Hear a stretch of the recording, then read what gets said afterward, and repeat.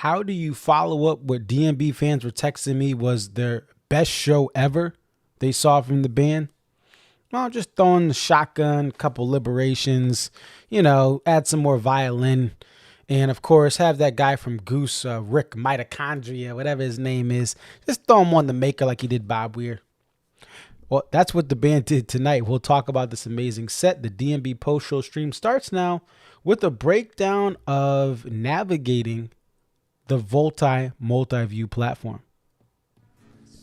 All right, what up? It's your boy Conservative34. Walk Around the Moon. I've heard this song. I like it, but I wanted to do some commentary on this to show you what's going on with this Volta multi-view. So, first thing you're going to notice is my camera is in one area, but don't worry about that for right now.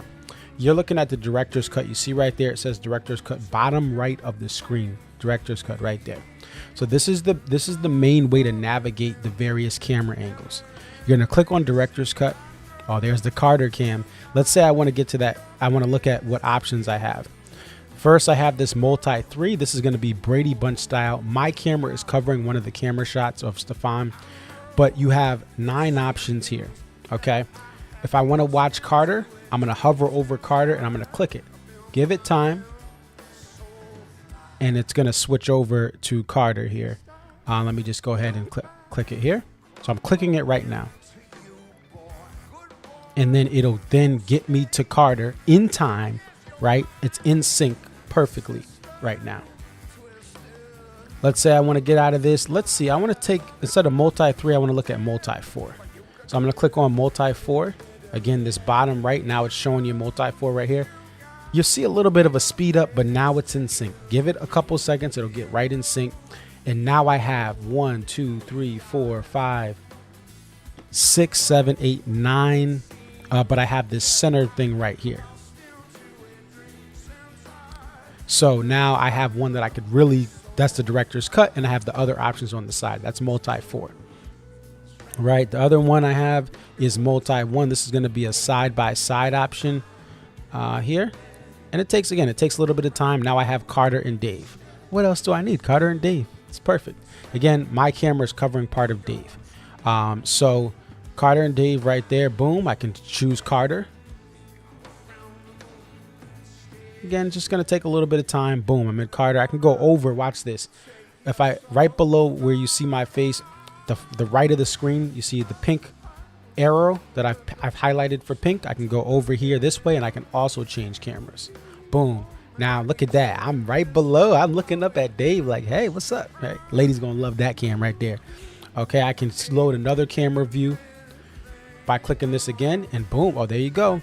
I'm right there looking dead at Dave. I can see what he's like, how he's playing the different parts as a guitar player. That's awesome. All right, so next up, multi 1 we looked at. Multi 2 is just a 4 panel. It's 4 square.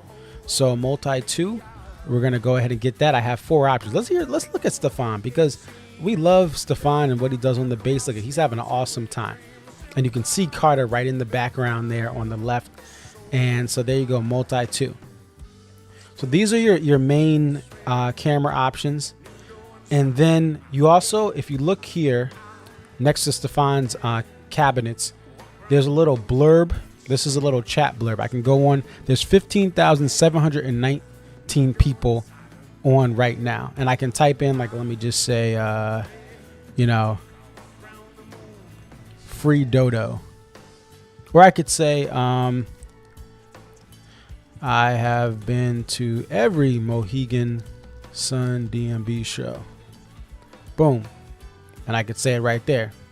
I'm in the chat and I'm typing in. That's an awesome feature because one thing about Couch Toy that people like is you can talk with people. All right, so the other thing is the volume is right here on the bottom left. You see live and then the pause play and this.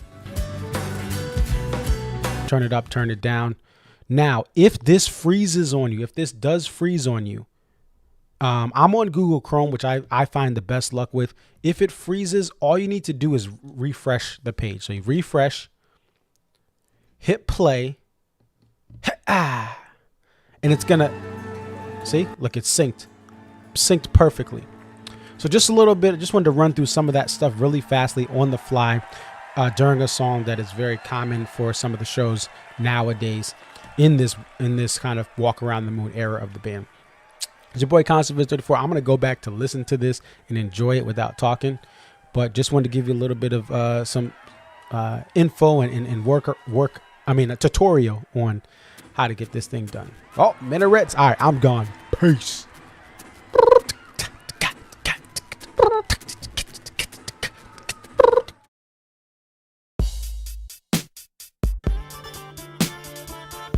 It's your boy Conserviz 34 back at home. What up? What up? It's your boy Conserviz 34. Yep, so your boy Conserviz 34 coming to you here. What up? What up? It's your boy Conserviz 34.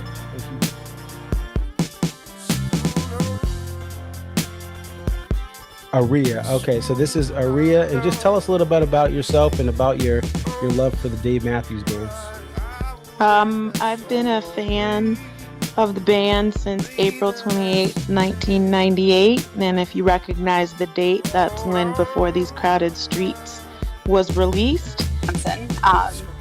Alpine is definitely a better venue than Summerfest, but we'll take it. I think I've been going to shows for about 20-something years. I always tell people, like, compare DMB to now to when I first started. And I got started, in my opinion, I feel like I got started late. Like, I was at the very end of the band's prime. I feel like that 03 to 06 was like the end of the prime. 07, 08 was like, you know, we're at the very end. And then when Roy passed. But Dave really, this is the thing. Dave has put, Rashawn has been assigned the quarterback of this team. He is the coach, the play caller. He designs the jams. Dave just shows up and plays whatever he's going to play.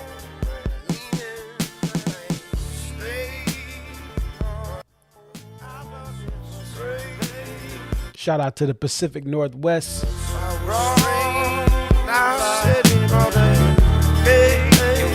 Seattle, Washington. It's kind of dirty there. Y'all need to clean it up. Shout out to Tacoma. Bellevue, stand up. Everett, what up? Bellingham, Washington, what up?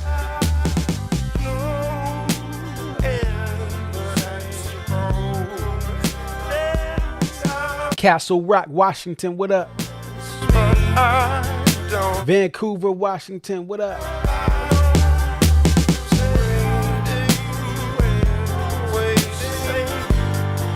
Spokane, what up?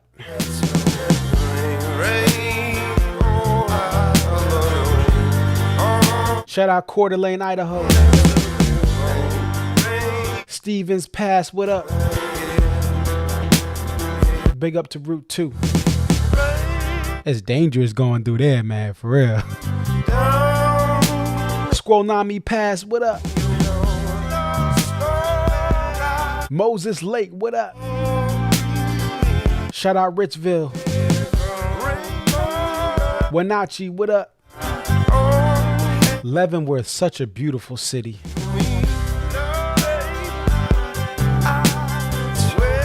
Quincy, Washington, what up? Grant County, Washington, what up? The county that produces the most potatoes of any county in America. Take that, Idaho. Shout out to the Columbia River Gorge.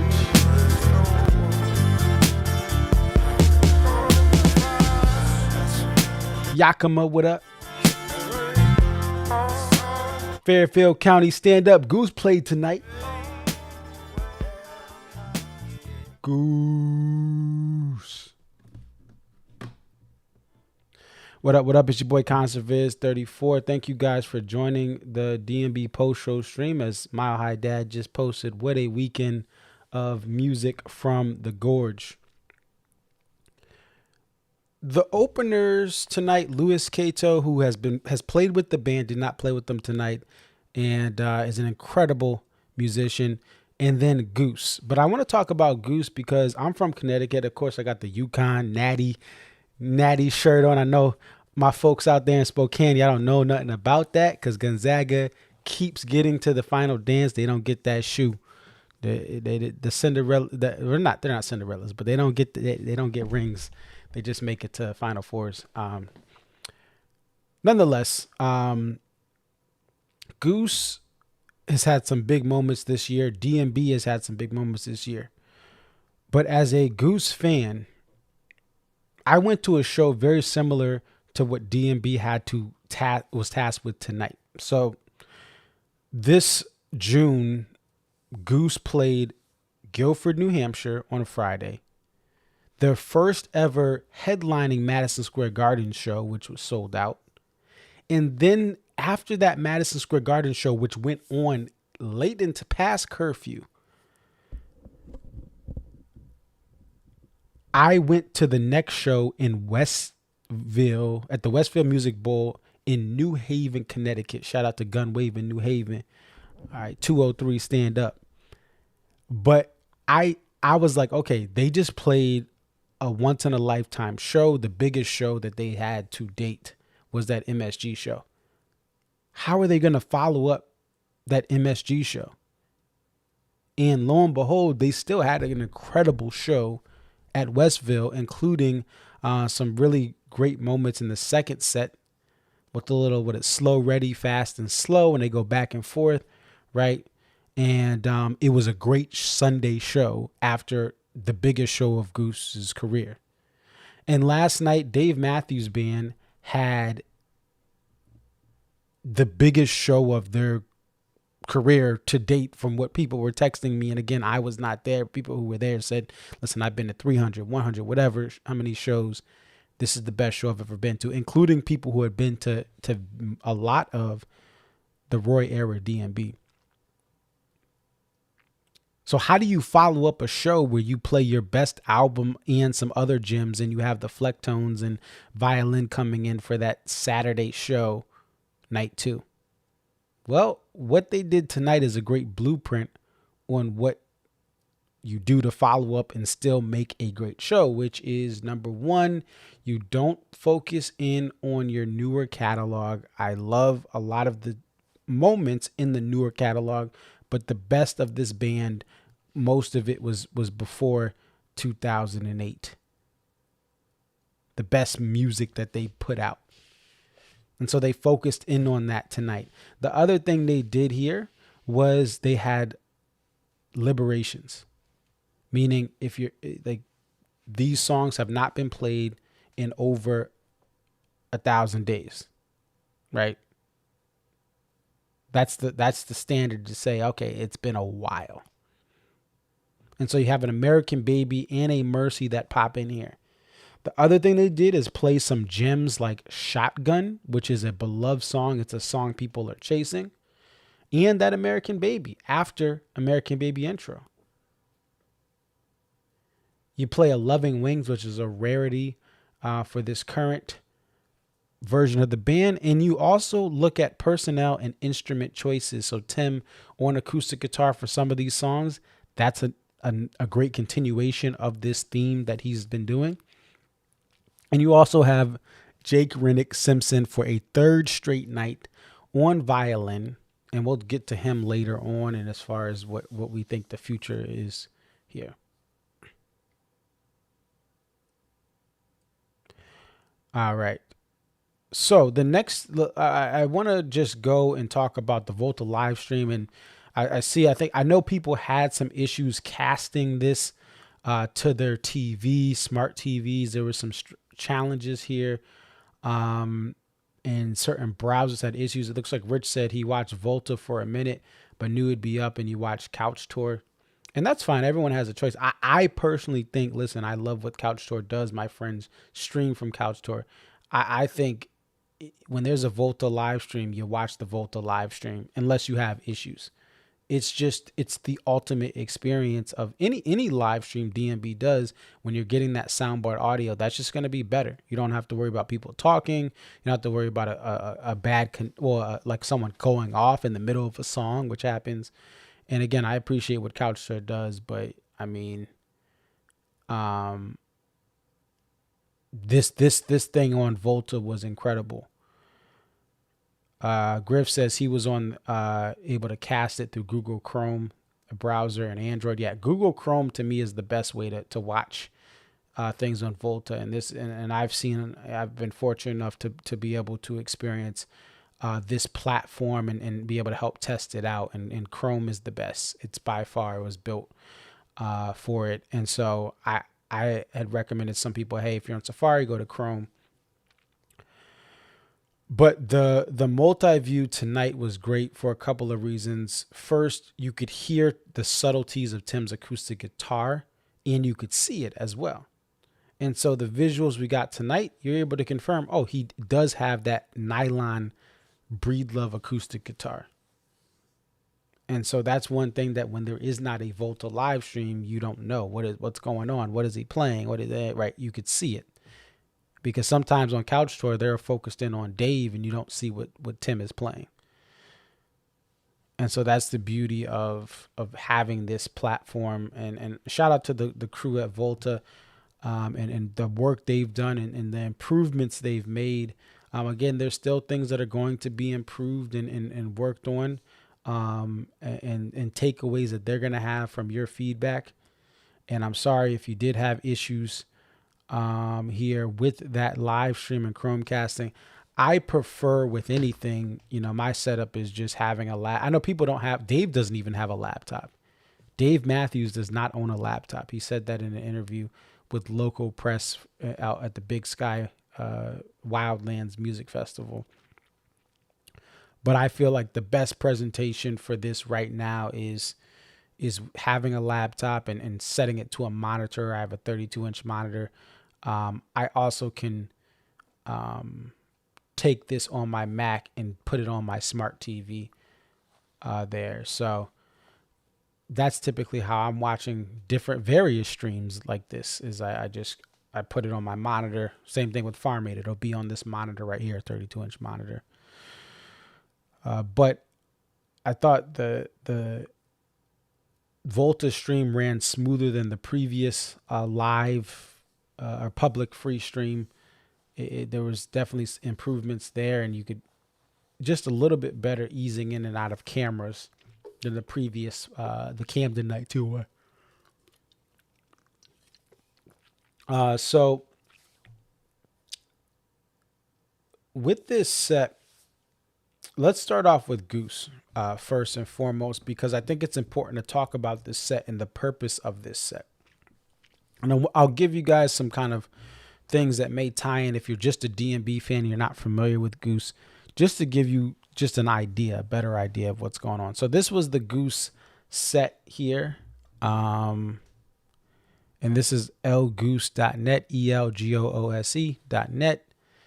And so they played a song called Drive. And Drive, I guess for D&B fans, the length of Drive is the equivalent of like Jimmy Thing or Seek Up. It's one of the longest songs you'll hear from Goose. They played it very short tonight. But that was intentional because you have a lot of D&B fans who were not familiar with Goose's game, or maybe they were just like, I'm not sold on it yet. And that's fine. And you don't have to like Goose. I think one of the things that holds back some Goose fans is if someone says they don't like Goose, they're like, no, what? How can you not like Goose? They're the best thing since Jesus Christ. Like, I think Goose fans, and I understand, because the chip on the shoulder for Goose fans is the same chip that Fish fans had when they were compared to the Dead. You're like, oh no, you'll never be the Dead. You're just this goofy Vermont jam band, right? And so Fish fans and other jam band fans, they've given a hard time to Goose, and many of them said that Goose would not be around for more than a tour or two of their rise, and they're still here. So there's a little bit of a chip on their shoulder, especially younger Goose fans who got into the jam band scene late into Fish's history. And so this is their experience of being able to follow a band that's younger and on the rise, because they weren't old enough to catch, 90s Fish like my uncle and his friends who were in Massachusetts, listening to just these bands in the 90s. And even I think my uncle's friends saw them in the 80s, I think. Right. So I get, like, listen, Goose fans can be annoying too. I'm gonna keep it 100. They can be annoying. They talk during shows much more. Like DMB shows are bad, but Goose fans can be worse depending on where you're sitting. But Drive was made short to, again, give you a iTunes preview of what the band can do. Thatch, again, another thing that was kind of put out there really quickly. Boom, you get it out. Drive in, drive out, you're leaving. And then you had a Western Sun, of course, in the Pacific time zone as the sun is setting to the west on the West Coast. And then you had Hunger Sight, which is kind of one of those songs they do play if they're going on TV, you're going and having some sort of festival. It's not uncommon to get something like Hunger Sight on there. It's been on TV like during I think it was NFL football. One of the program guys out there for Fox, like, he loves jam bands, so he tries to get them in. Then you have Give It Time and Jedstone, and these are newer studio releases. They've been messing around with them.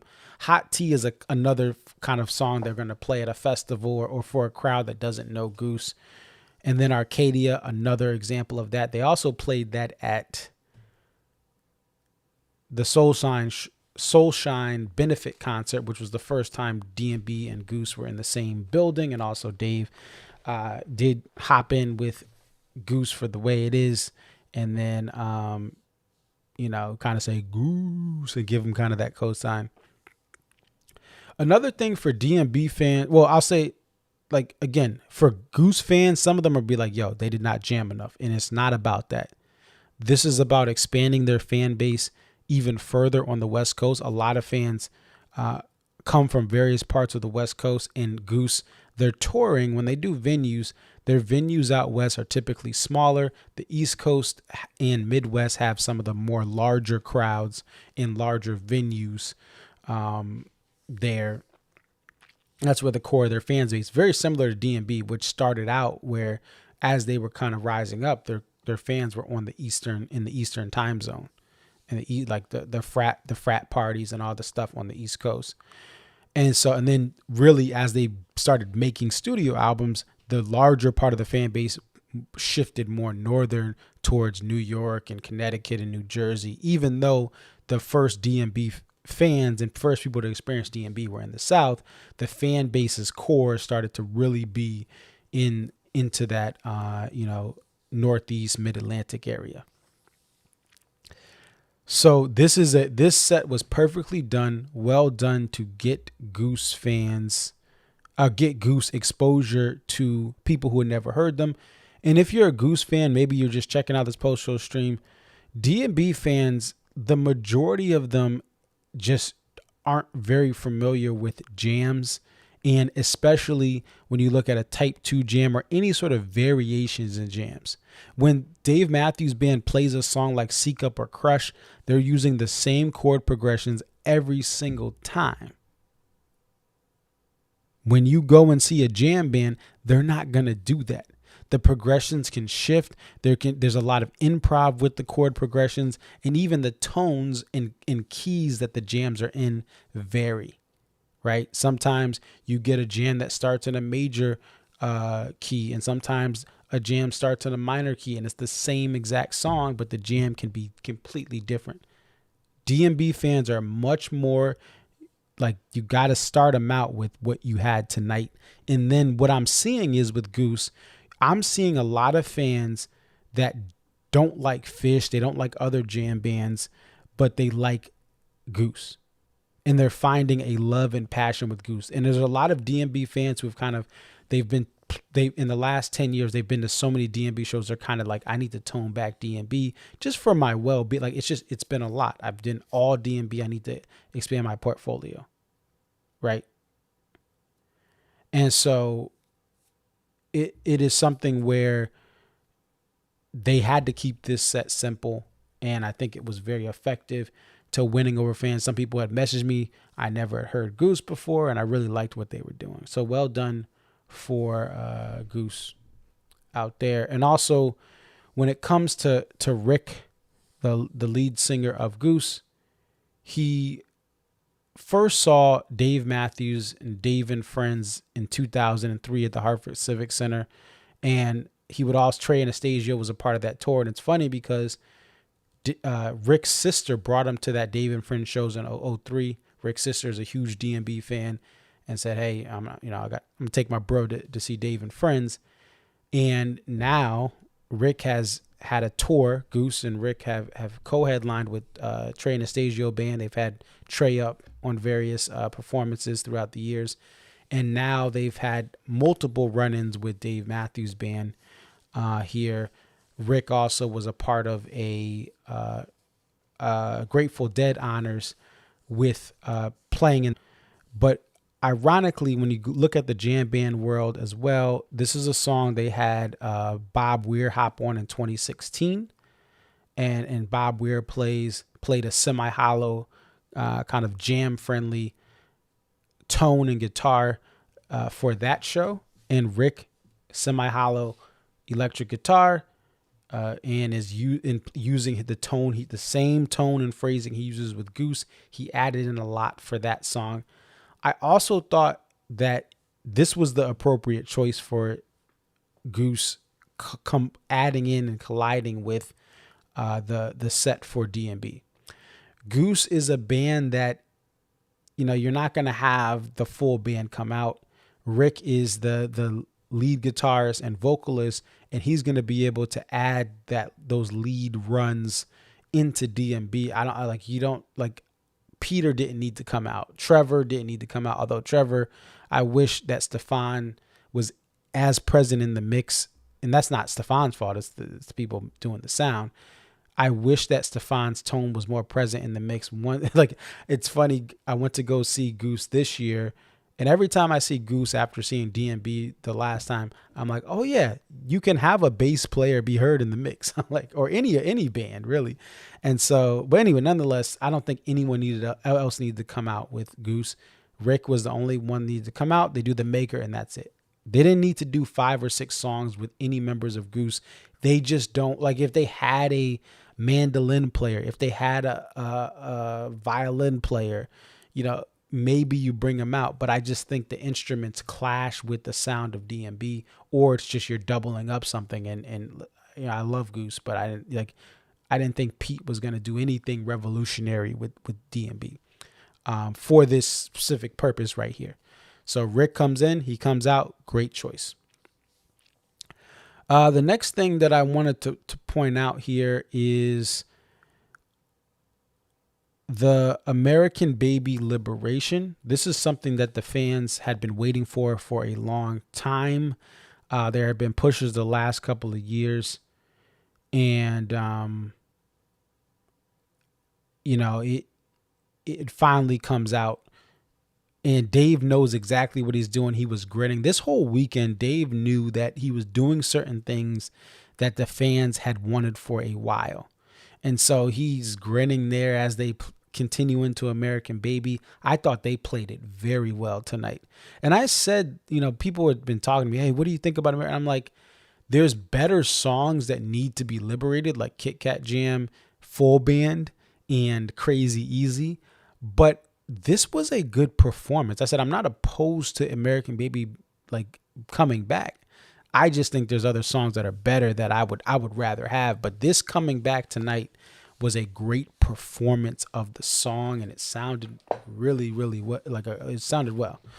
And so I thought it was great that they brought it back. And then the next song they bring back is Mercy.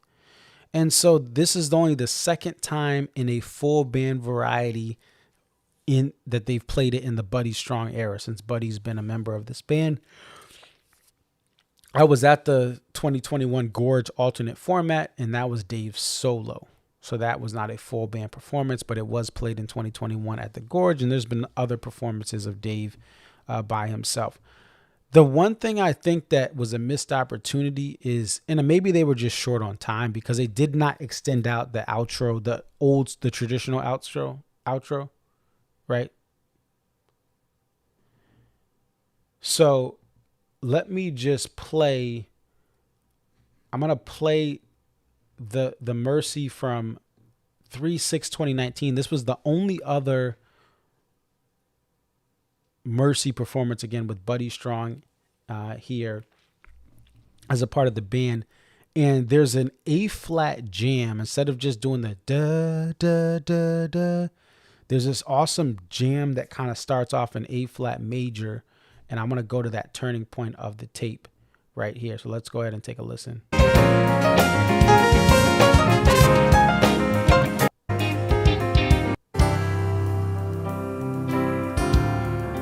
So right here, this is just the standard outro, but it takes a turn to A major. Let's listen.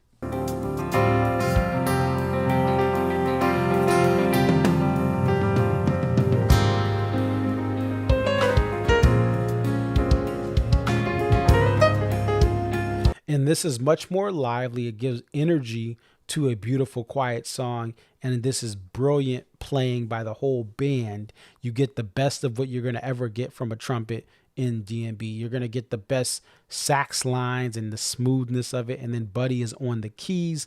I believe the best thing with DMB in the rig that Buddy has is the keys. Yes, he could play Rhodes, he could play glissandra, like he could play the organ, but I think the keys just is the most natural fit with the DMB sound.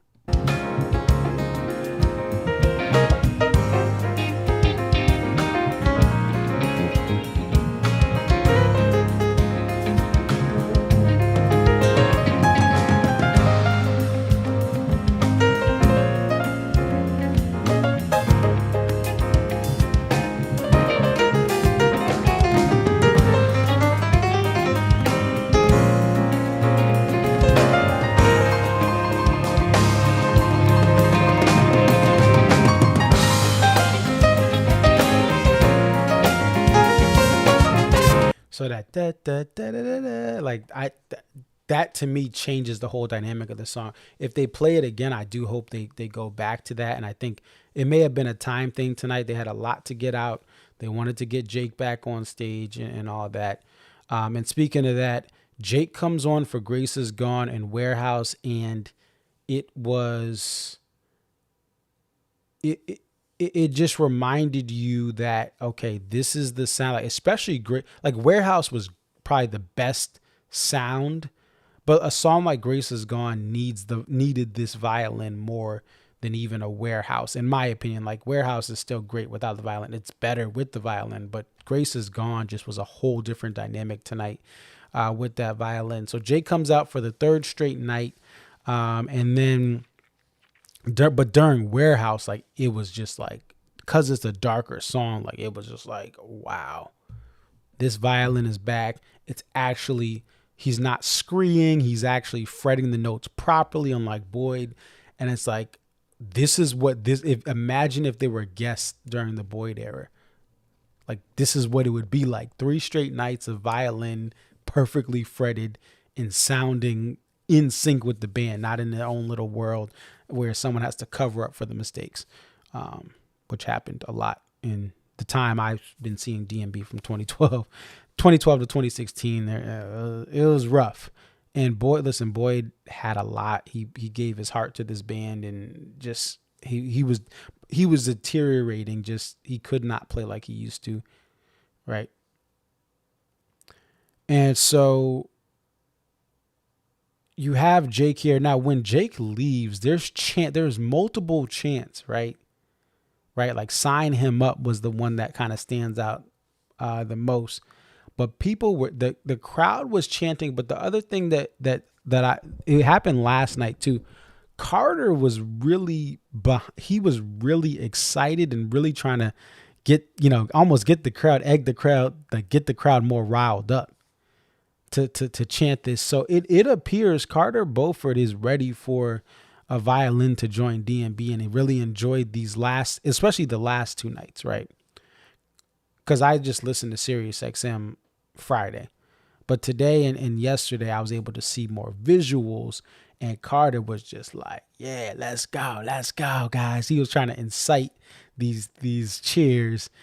And so between Carter being so excited for that violin, between the chants, between Dave bringing Jake in for the Gorge, he was, I know, shout out to Meg from Ohio. She was almost like, did Jake get kidnapped? Like, they pretty much kidnapped Jake. Said, you're coming to the Gorge, right?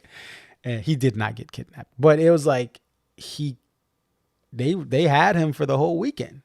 He's just chilling backstage. You know, fans are saying hi to him, because there's the backstage of the Gorge is not much of a backstage per se. You're on a cliff, so people can see through. Now there are some private trailers and stuff, but people are saying hi. You know, people come up, band members and guests come up sometimes and to the barrier and say hi. And that's what Jake did yesterday, and took a picture of my friends. So there's a lot of buzz, but the biggest thing with any sort of potential for violin coming back, Dave Matthews has to be convinced. That's what it comes down to. Dave is the one who's made the decision to move on without the violin. And I think the series of events this year, going back to Homedale, really changed Dave's mind. The first flashpoint of really seeing that, hey, maybe Dave is going to change his mind on the fiddle was the Homedale show, where the energy was off the charts. I was watching on Couch Tour. I saw videos as well after. Was talking to friends who were there at the Homedale show, and there were chants too, and people were like chanting violin, violin, and Dave was like, guys, calm down. He had to tell the crowd to calm down, but I think he knew deep down inside, he's like, listen, I gotta get this, I gotta get a violin back in the band. And that was Jason Crosby. But I think that my belief and what I'm kind of reading is that Jake is the best fit as far as being able to tour, his age, like, you know, where he is in his career and things like that. It seems like Jake is the one, and we could argue, oh, it should be this person or that person, but I think the ultimate goal for a lot of fans is to have a violin in the mix, in the sound. So Jake, and it doesn't seem like he has maybe he does have I don't know, but like we know Anne Marie Simpson Integer, she's raising her children. I've said that the last like 5 shows. Like, she's not going to come out and tour with DMB, but Jake could be the person that has the availability and the openness and the freedom to do that. There's different musicians that they can't do 30 to 40 shows a year right now. They could do that 10 years ago, but it's not in the cards. They're new parents. They just got married. You know, there's different reasons for why. But I think that Jake is the one. And I pretty much think at this point, I don't have any sort of confirmation of this. Like, no one said, yeah, he's going to be in the band. Like, but at this point, there's just too much momentum and things going on where, like, I don't even think, like, people are making these threads. They should have the violin back. No kidding, guys. And also, don't waste your time making a thread. I think Dave has realized that the violin needs to come back and that it's going to come back. But I've always said, you know, you can't threaten Dave about this stuff. I think the best thing you can do is to cheer on and enjoy every moment, cherish every moment with the guest violin player. That's what really makes change. Not telling Dave he needs to get a violin. That does not work. It's just like some of you guys, when you guys talk to your teenager at a certain point, if you guys have teenagers, because I mentor teenage young men during the mentor program, at a certain point, they just tune you out. You could be like, you got to do, and they're tuning you out. They don't care. In order to reach certain people, you have to have strategic ways of communicating or using moments and taking advantage of moments to really have their mind be changed. That's what Homedale was. That's what Big Sky was. And that's also what we got this weekend. I think Dave and the band got the memo. Carter is on the side of the fans. He wants violin back. But it's Dave Matthews Band. A lot of different things. It comes down to him and the people he talks and associates with, people in his inner circle. But he'll obviously, certain things may be band decisions, but it's Dave Matthews Band. Man, come on. And speaking of that, just to take a side note here, because this was something that I saw on social media. Let's see if I can do. Now this was on Blue Sky, and I have a Blue Sky account, but I think that I just never really gelled with it. It just, and it wasn't political. I just thought it was. Yeah, meh. You know and I know there's and Stefan is on there, but this was the post from Blue Sky. I'm gonna get over here, and Stefan said, "What's funny is we didn't know we were doing this until 4 hours before the show." I just wanted to give some insight to this because I do have some stuff about setlist creation that I've been able to confirm with people that are there or behind the scenes when these things happen. So when it comes to setlists, right? Dave is the one who's starting off the set list that'll be posed to the other band members. Sometimes, again, as I said last night, it'll be Rodrigo or Rab or other people he may consult with. He did consult with the late Ian Kuhn a lot. Pretty much a big part of his set list was Ian giving his 2 cents or maybe giving a suggestion. But Dave is the one who kind of orchestrates this. So other band members, they may not even get that first edition of the set list until 4 hours prior to show. Now, most times they're thinking, oh, I'm not going to play a whole album front to back. So that's where I can see Dave having this be part of his, like someone in his ear saying, hey, you should do this full before these crowded streets thing. And some people like Rodrigo or Rab, they're hearing what fans are suggesting or thinking would be cool. So they're the real, like the people that are close to the band in various capacities. And to Dave, they're the real MVPs a lot of the times, right? Of when you see something come back. So this could have been something where Dave had been told this by Rab or someone months ago, but then he's like, okay, you know what? I think I'm going to do it. And he may actually go back to Rab or to someone else. Hey, what do you think about this? Like, you think I should do this? And what should I put around it? And then from there, that set list is given to the band.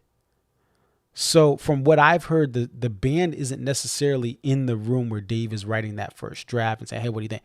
It's the draft is written and then the band can kind of respond and there's amendments or revisions to the set list based on if someone can't play something today. Hey, I don't know if I can get this done today, right?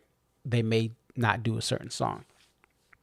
And so that's why you can have a show where Dave has known since Friday night that Saturday he wants to play Before These Crowded Streets, but he's sleeping on it. He wakes up, he says it's time. He talks to someone, hey, it's time. Pass these set lists out to the rest of the band members to let them know. I just need them to sign off. And that's what Ian used to do. Ian used to pass the set lists off to the other band members, right? And then they would give they would sign off. Okay, great, cool. Or, hey, can we just swap this? Can we put this song here? And then you'll have another edition. But then it's finally you get that printed version of it where it's like, okay, this is what we're pretty much going to go with, barring a couple changes. So just a quick thing there about set lists and how things work together on that end. All right, so going back to the set.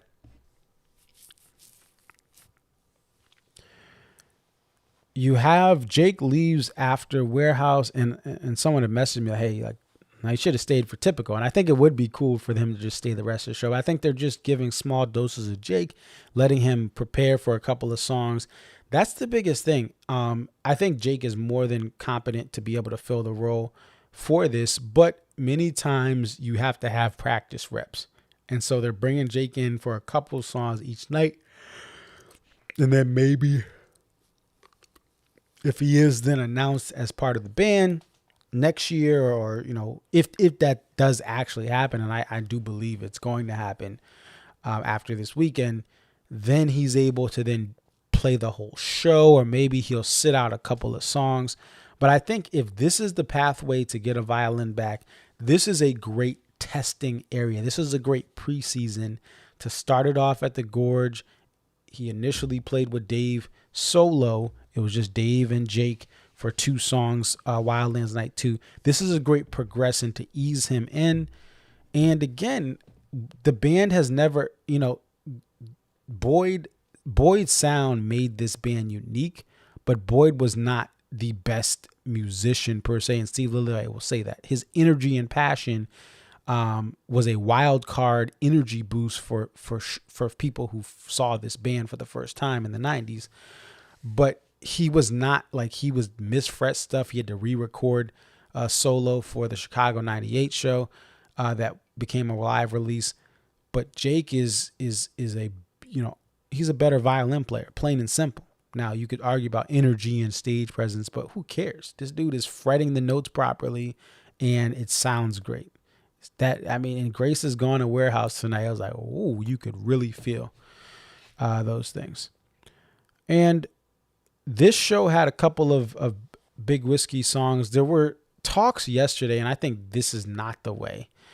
There were talks yesterday, last night and this morning, like, oh, they should play Stand Up in full or Big Whiskey in full. And I was like, no, don't do. And the band didn't do that. But the thing you have to understand before these crowd, I know people covet and love certain albums. Maybe it was your first album you listened to front to back was Big Whiskey or Stand Up.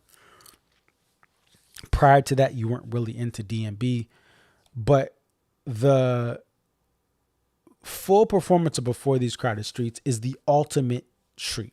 It's the best album. It had a little bit of everything. It is an album that you have the majority of the fan base can agree they really like. But an album like Big Whiskey can be very polarizing. There's older fans who don't like it. There are fans like me who I didn't go to I was been a fan since 2005, but didn't go to my first show until 2012. I think it's a great studio album. I don't need a lot of Big Whiskey. I love This Weekend because there's only a couple Big Whiskey songs. I think most shows should only have 1 Big Whiskey song, if not maybe 2 on certain occasions, if not no Big Whiskey. So other albums can be polarizing, and I'll tell you right now, if I know the band's playing Big Whiskey front to back or Stand Up front to back, if I know that in advance, maybe they don't announce it, but if I know that in advance, I'm probably not going to go to the show. I'm sorry. Like, I'd rather them play just Time Bomb or American Baby or some rarity. Although even Time Bomb, I don't need to hear it again. I heard it my first show, 2012. Like, I don't need to. But like, if you're gonna play stuff from those albums, play the rarities as a treat, and that's what they did. They played American Baby, right? They played Mercy, which some of the fan base had wanted for a while. Not all, but some of the fan base wanted that back. That's the way to go. Just because they played the best album they have does not mean they should play some of these other albums, which are subjectively some people's favorite albums. But you're gonna. It's not the same effect. There. Encore has Peace on Earth again. Dave is keeping this back solo. It's interesting because you had the performance I was at for the Guilford run. And then since then, Dave has kind of brought it back to Dave solo. They had a little bit of a hiccup in that Guilford performance. I actually liked it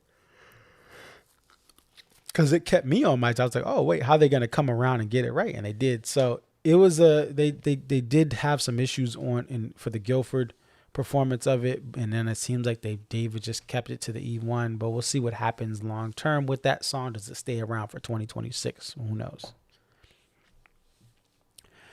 And so Peace on Earth, Lie in Our Graves reprise. This was not the opener night 1, but it was played night 1 without the reprise, but it gives some completion to that. That's a great thing to put in. And then you have Best of What's Around, a great song to close out this show and maybe even this chapter of the band as possible.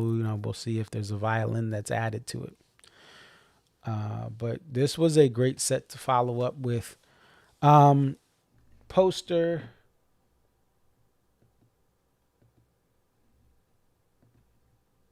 Let's get this poster up.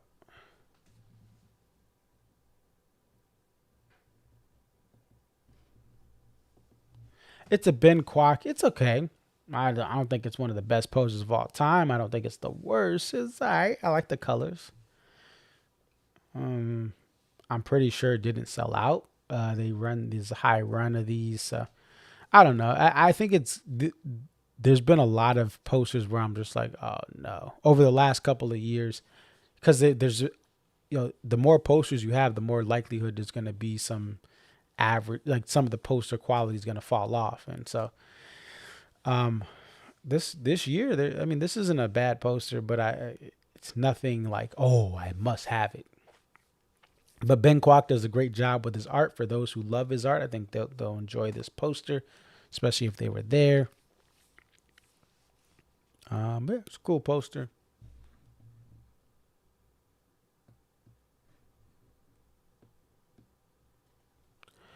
All right. Other thing, I did want to bring this in just to give perspective, because people are like, I love D&B. They don't repeat. They do 3 nights and there's no repeats. But that wasn't always the case. So I have some quick stats here. And the first thing is, people don't realize that this idea of no repeats for a 3-night Gorge thing is newer than you think. Okay.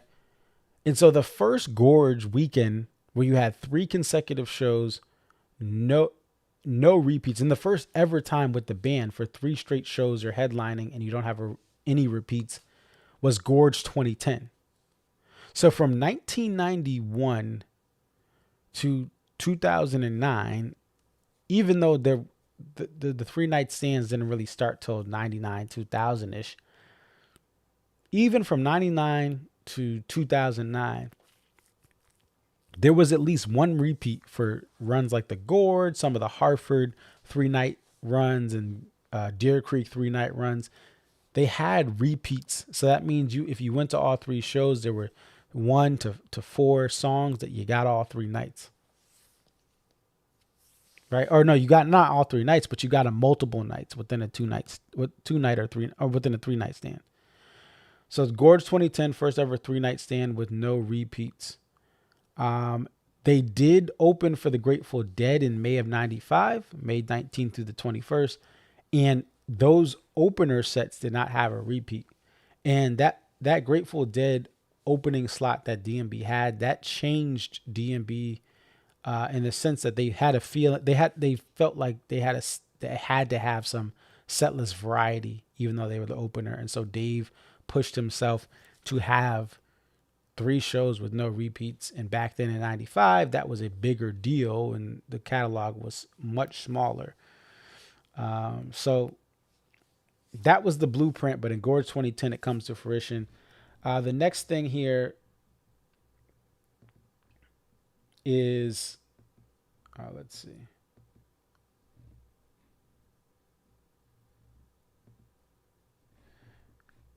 Okay. So I want to look at songs played 3 times in a Gorge weekend. There's been songs that have been played every single night of the Gorge. And people who have been going to the Gorge for a while, they may remember it. Some of you guys may have forgotten this. But here's a list of songs that have been played all 3 nights of the Gorge in the year that it corresponds with. In 2000, JTR, all 3 nights. We had I Did It played on Friday. In 2001, it was played all 3 nights of the Gorge, and so was The Space Between. 2 songs on the baritone guitar at the time, right? A Space Between has gone from acoustic to baritone, as far as what Dave plays on it. And then 02, Grace Is Gone. 04, Joyride Sugar Well. 05, Dream Girl, Hunger for the Great Light. Hunger was played tonight as well. 2008, The Segway. This is a segue. Anyone seen The Bridge? Then 2009, Shake Me Like a Monkey and You and Meh. We went a whole Gorge run with no You and Meh, no Shake Me, and no Bayou. I think we should clap up for that. It's a great thing there. And then 2012, also played tonight, is Mercy. Mercy was played 3 times in 2012, and that's after that 2010. So in 2010, Dave does not repeat a single song at the Gorge in the 3 nights. But then in 2012, he plays Mercy 3 times. It was being road tested. at the time, as it was a song off of Away from the World, which would come out September 11th, 2012, just, a week and change after the Gorge run that year. So yeah, those are some of the Gorge runs where you got 3 plays and 3 shows.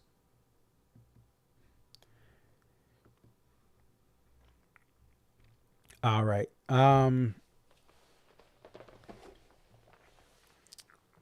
So some of you guys talking about you had issues with Volta. Didn't get video at all.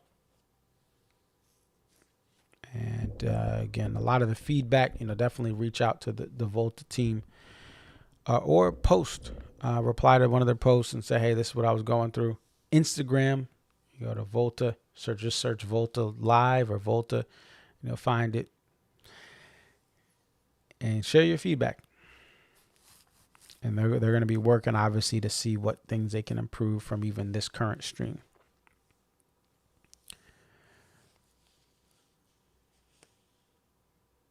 Let's see. So we talked about that. Talked about violin and people making the same thread 300 times. Live Concerts 2018 says Tim is playing with nylon strings. Yes, Tim is playing with nylon strings. And for his acoustic, the acoustic that he's using for that, and that just adds an extra level of just gentleness in the blend of the band versus having those, acoustic, phosphor bronze or the various types of traditional acoustic strings. And I liked it because, again, less to me is more when it comes to Tim's playing, and especially like if we can't hear Tim in the no, we should hear Dave Matthews acoustic guitar over a lot of what Tim does. That's why I love Dave and Tim, but even to a further point, the nylon makes it even gentler, and that's a great thing. I do have a still shot, which I will bring up right now.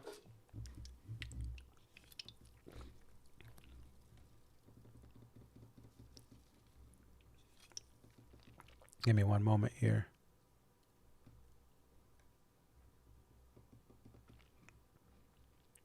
And I'll get this up.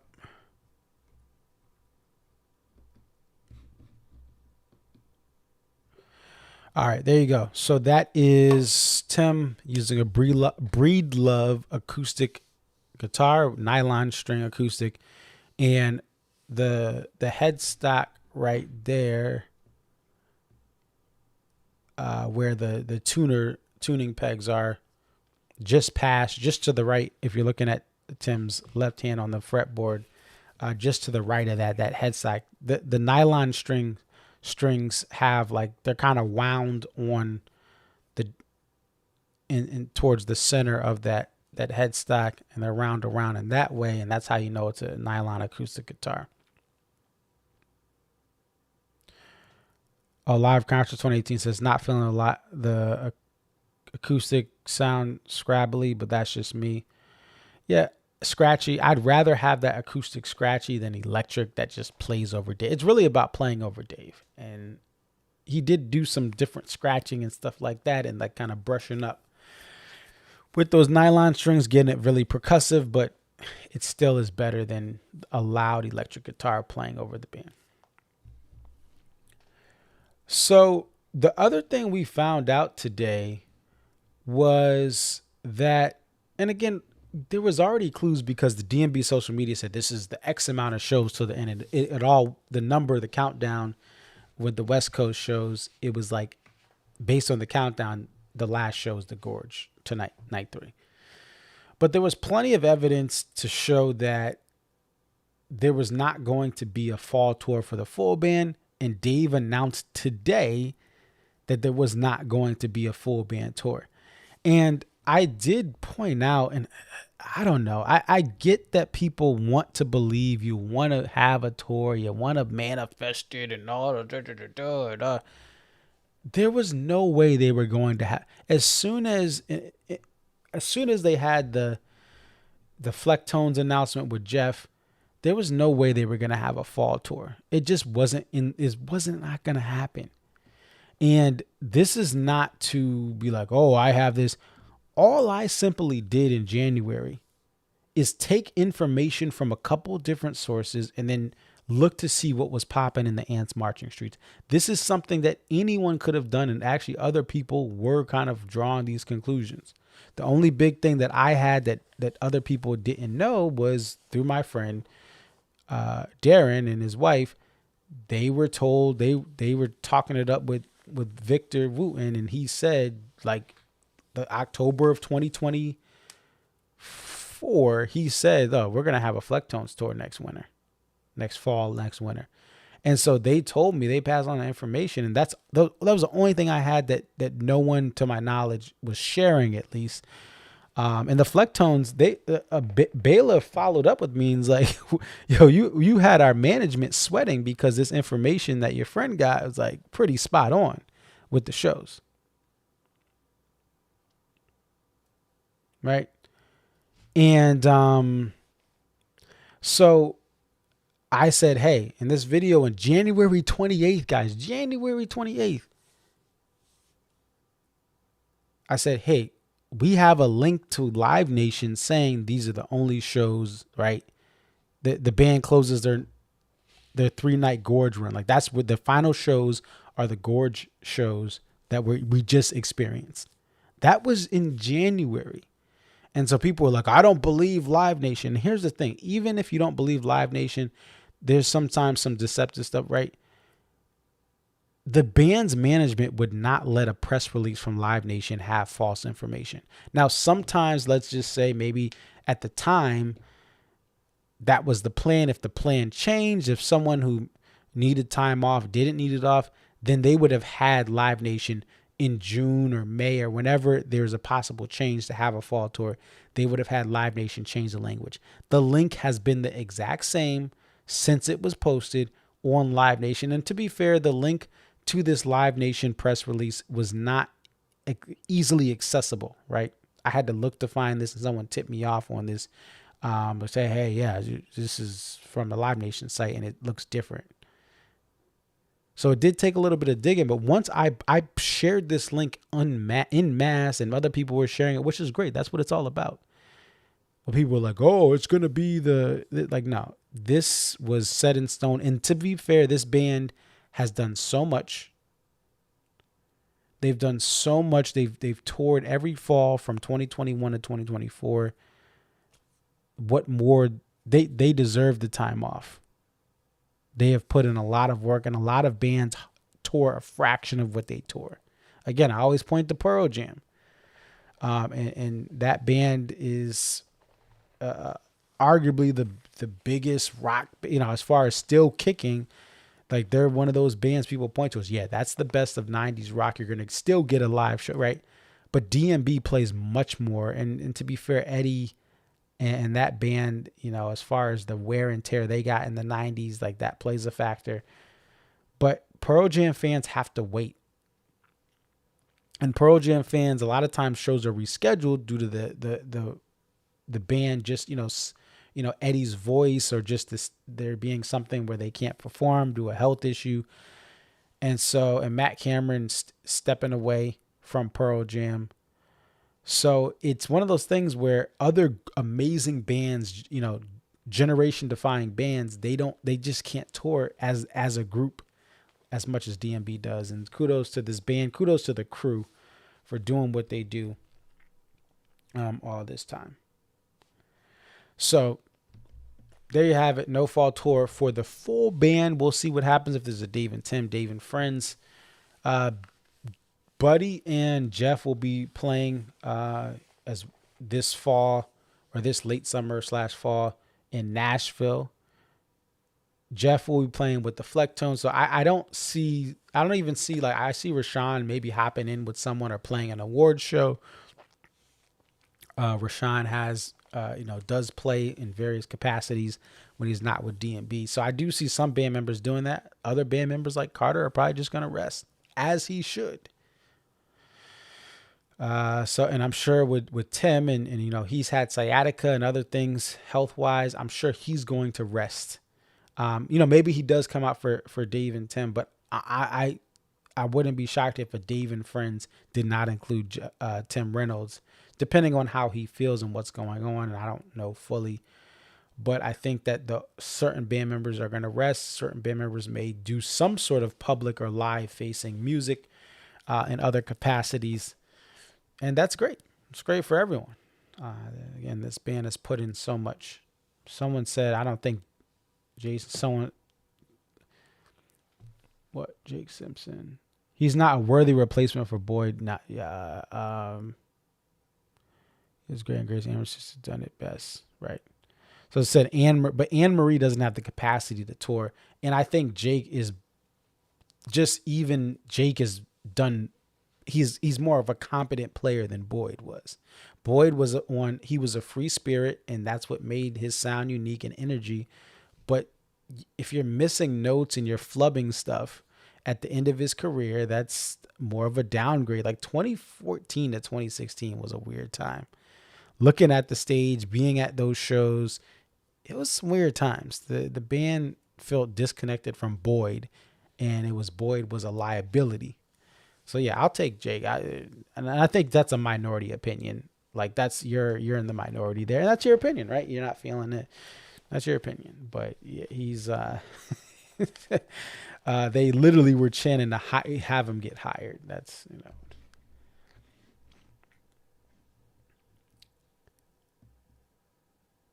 I think that's it. I may try to follow up with some people and maybe do some other stuff about this Gorge weekend.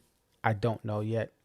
Also, the other thing I'm looking at is I would love for this band to announce they're releasing Gorge Night 2 from this year as a on-demand stream, as a Blu-ray. I don't even know if people do Blu-rays anymore releases, but I think that this should be a release where you can get the video and the audio, or at least the audio to make it a live tracks.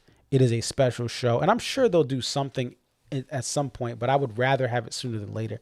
I say that to say that I would love for, again, there to be a live stream or a replay. You could watch this, or even if you have to buy it, I would pay for that night 2 video and audio. But I may still look in to see what videos available. There's a lot of people like Mitch White and Ainsley Snap who have videos that I saw like briefly. I've been busy I've had limited time to Google search and all that, but I did see in my algorithm some videos pop up. So I may try to make a multicam for that, but I would love for it just to be a live release or hey, a week from now, watch back this full show. They're capturing these shows. A lot of these shows are captured, and we know that because when we've had live releases with video, there should be more of them, but some of these are released with video, and then some of these the cameras are always there. So I would love for it to be released, but I still may look in and explore in the next week to see if people have enough video to at least have a multicam put together of that full show there. So we'll see. Stay tuned. Jordan Norris did record the full show. Shout out to him. It is available now. You can watch the Gorge Night 2 thanks to Jordan Norris, and he was on in the lawn, but still a great view, still able to just kind of take in that. But I may look to get taper audio, blend it in with all the videos and video clips to make a product. I don't know yet fully. Well, it's about that time. It has been a crazy weekend for the band, for me personally, staying up till 3-4 a.m. With that reminds me, but I have an American baby who is asleep upstairs, a 5-month-old, but it has been it's been a ride because the last couple of months he's slept, but he did he's been waking up the last couple of days with a cold and teething. And so with all that, it's been, it's this is fatherhood, and I love it. I love fatherhood. But I will say this: when Jimmy thing started, right? My son woke up, started crying. I'm downstairs. I have a monitor right here, right, so I can see him. And my wife brought him downstairs to kind of change him, to get some of the snots out and all that stuff with these different gadgets. And so I'm there. I'm trying to calm him down. I have my headphones on, and I'm going over to the couch over there with the wire, the long wire here, so I can still listen. And if it really got bad, by all means, I would turn off the stream and care to his needs. But my wife had most of it under control, but he started like crying. He would not lay on his back. And you guys, if you have kids, you probably know more than me. Like with the teething, he's got to be held and all this. And so starts with Jimmy thing. He starts crying. I was going to cry because I don't want to hear Jimmy thing.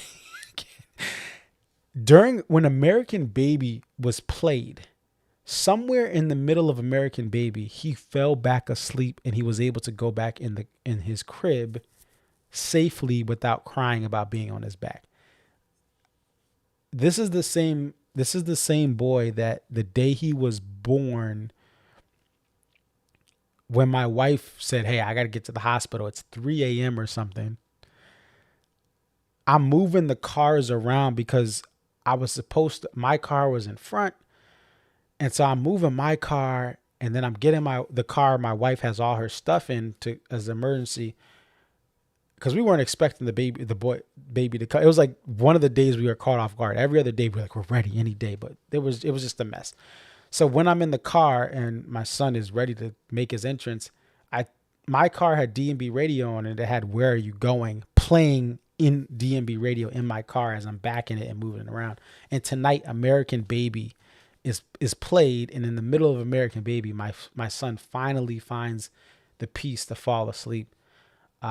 He's going through teething. He's got a cold. He's battling these things, and kudos to my son for doing all that. But why am I saying all that? That was just a special moment to be like, wait, they're playing American Baby for the first time since 2014, full band.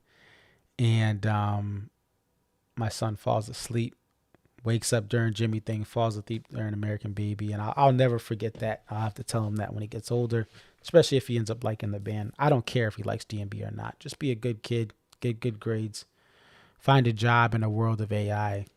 I don't really care about if he likes DM. If he does, it's great. If not, find your passion, son. That's what it's all about. Sometimes we want our spouses or our kids, they gotta like this. If they don't like it, they don't like it. Whatever. Just be a good kid. This is it, man. Thank you guys. I just will say, every year, every week, every month, however you want to measure this, I'm just eternally grateful for you guys. So many people that I've worked with and collaborated with, so many people that have given me insight, that have shared ideas. I've given my perspectives on this band, people who have differing viewpoints, people who give feedback. I started this post-show stream because there was nothing else after the show. And you had, for other bands, you had like Wook Plus and other jam bands. D&B's not a jam band, but other bands had some post-show stuff that you could kind of get, especially Fish with Wook Plus. And I was like, let's do this with D&B. And tonight I don't have any callers. It's tough getting out to the Gorge. There's not a lot of cell service, and that's the beauty of it. You disconnect from social media for the most part, and you're out there talking to people, hanging out with people. My first Gorge was 6 years ago this weekend, a Labor Day weekend, obviously. And my first show was Saturday. Saturday was the 6-year anniversary of my first Gorge show in 2019. Right. So, the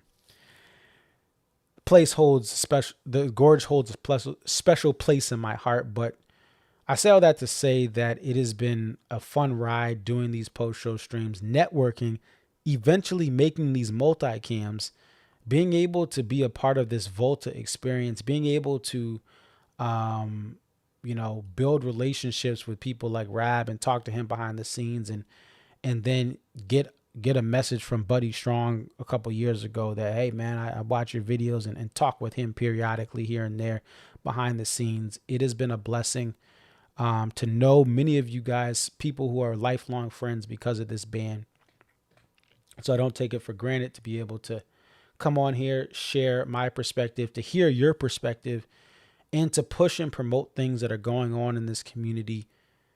Because if no one else is doing it and I have a passion to do it, I'm going to do it. So until next time, I'll be here for Farm Aid. We'll do the Dave and Tim. I will be working on multi-cams. And but this is it for DMB. And so again, I appreciate that people watch, people coming up to me, young kid, like 20 something year olds and teenagers even, saying, hey man, I watched this. You inspire me. You do this. I'm like, listen, I did this because I was inspired by other fans who taught me about this band. And so my only hope is that these can be time capsules and what shows were like. That perspective does not have to be all one way or another. I think one of the things that frustrates me about this fan base, people either like everything. Oh, Dave can do no wrong. You cannot have an opinion saying you don't like something, or you have to just hate on everything and just be a hater. I like balance. I like people giving me their perspective that's different and having discussions and even debates about it. And so that's why the post-show stream exists as it does. It's come a long way. And most times it's not just me talking. I am talking to people in their cars driving back from the show, or people in the parking lot, live in the parking lot, talking to me as they're seeing the traffic and saying, hey, I'm going to sit in a lawn, a chair, lawn chair from my car and just talk to you about the show. Right. So thank you guys. Thank you to my wife as well. Just my number one supporter. We have a calendar where all my streams are. And for her to support this means a lot. I started this thing out when I was just by myself in a 1-bedroom apartment. And now I have a family, and it's a beautiful thing. It's great to be here. I even think about that Gorge run in 2019. I was literally by myself. I went solo dolo by myself, rental car, 1,200 miles across the Pacific Northwest. I landed in SeaTac, drove to Oregon, drove to Coeur d'Alene, Idaho, drove to all these points in between, drove to Seattle, saw a Yankees game. And so when I was starting this thing, I was by myself, single, tons of free time on my hand. Now I am a family man. I am a mentor to kids in my community. And one takeaway, Dave talks about a lot of things he's frustrated about in the world. And I find that you talk about peace on earth, you talk about making the world a better place. It starts with, what can I do today to help others? Right? We think about politics and this and that, and Dave doesn't like us because it's political. Like, he doesn't like Florida because of this, and it's this, and it's Trump, and it's this. And the best way I find you can make change in the world is to just literally step outside and say, who needs help? And then how can I get help for the challenges I'm going through? How can I get mentors to help me out? My father is a huge influence in my life. There's been some work mentors that I've had as well. And so then I pass these things on to other people, to these kids, these teenage kids who are lost and they're trying to find their identity. I mentor them every Saturday, right? That's change, right? Tonight, I went from the post-show stream last night, got off here around 4 a.m. and then I was supposed to be at a sound check at 7:45. I'm not gonna lie, I missed it. But at 9 o'clock, I was at my church, 9 a.m. after the 4 a.m. closeout from the post show, wrapping up all the stuff and closing out browsers, reviewing everything. I went straight to church and sang at church in the men's choir. Every fifth Sunday, there's a special men's choir, and I sang in that. And that's what I find joy in. Is it's not just DMB. It's just in trying to make the world a better place by being the light, by loving others, by caring for others and listening to others and empathizing with others, having empathy for people who are going through challenging things. That is missing from this world. A lot of it can't be shared through text messages and tweets. But I'll get off my soapbox. But yeah, just be a good person. Help others. Support others who need the help. You know, it's that simple. Many times we get caught up in other things and political stuff and this and that. No, we got to do this. And we're arguing and yelling and cussing each other out. But it really comes down to, what can I do today to help? What can I do to be a better person? How can I improve from yesterday? I made a mistake. How can I be better today? That's what life's about. It's short, it's quick, and many times we get caught up arguing and being mad about stuff that we have no control over. We can't control foreign policy and all this other stuff. We can control how we treat the person next to us, right? And many times, unfortunately, even in some of these D&B shows, you see bad behavior of people who claim to love Dave and all he stands for, and they're absolute jerks. So don't be a jerk, be kind. And even if you be a jerk, apologize and try to be better the next time. All right, that's it. It's your boy Conservative 34. We are out. We'll close out with a walk around the moon. You never know where walks will take you. And this video showcases that. Peace.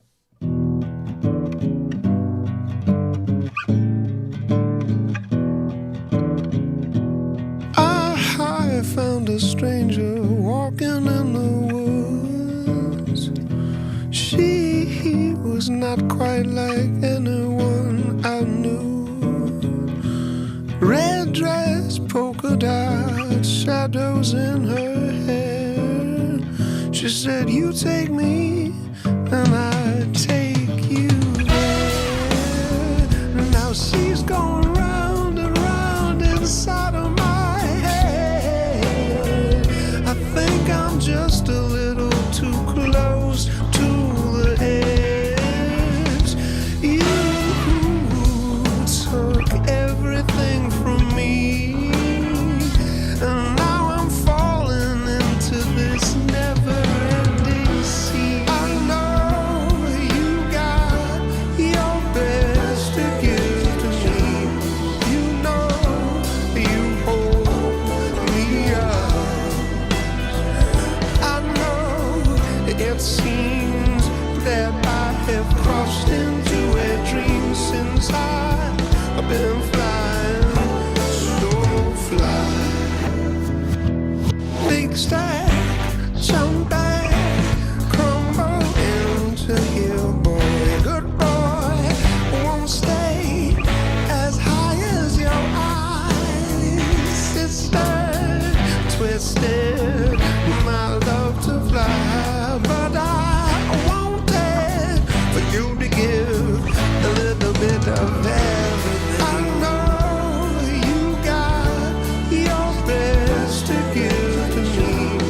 You know you hold me up. I know it seems that I have crossed into a dream since I've been flying, so fly. It's blue and it's red. Found a new door to open my head. How could I go to bed? Think I'll walk around the moon instead. It was blue and it was red. Found a new door inside of my head. How could I go to bed? Think I'll walk around the moon instead. Take it so far. I was just a little close to the edge. You pulled me back and said it's not how it is, because you gave me everything. I'm flying into this kaleidoscope dream. I know you got your best to give to me. You know you hold me up. I know it seems that I have crossed into a dream since I've been